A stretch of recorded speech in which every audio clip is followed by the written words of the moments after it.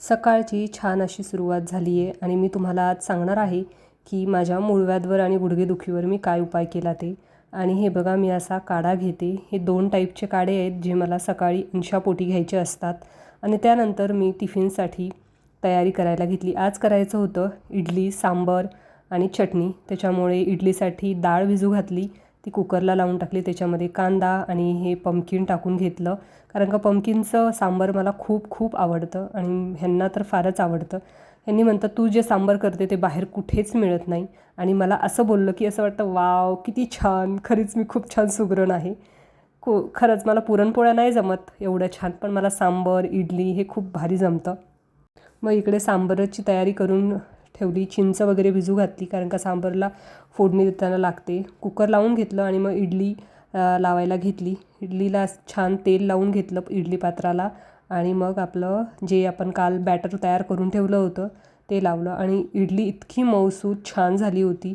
आणि त्यानंतर माझे काढे मी गाळून घेतले आणि मस्त व्ह्यू बघा किती छान सूर्य उगवला आहे. सूर्याचं दर्शन घेतलं सूर्यनारायणाचं आणि काढे पिऊन घेतले. इतके भयानक कडू असतात ते काढे, ओ माय गॉड.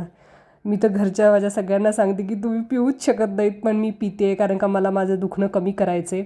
आणि हे बघा छान इडली झाली. इकडे चटणीची तयारी करायला घेतली. चटणी मी काढून घेतली मिक्सरमधून आणि चटणीला तडका दिला. आणि मी तुम्हाला म्हणत होते ना, आणि मग टिफिनही भरायला घेतलं की मी हे काढे वगैरे टॅबलेट्स का घेते, कारण का मी गेले होते हरिद्वार, पतंजली, आपले रामदेव बाबा तिथे योग शिकवतात ना तिकडे. आणि खरंच मी सांगते तुम्हाला, जर ही काही त्रास असेल ना तर तुम्ही नक्की जा. कोणताही त्रास असो, कशाचाही त्रास असो, तिथे कमी होतो. आणि मग माझा पिल्लू शाळेतून आला आणि तिथे त्याने हे भूकंपाचं मशीन, म्हणजे भूकंप झालं तर अलाराम होणार, हे मशीन बनवलेलं होतं आणि मला खरंच प्राऊड फील झालं.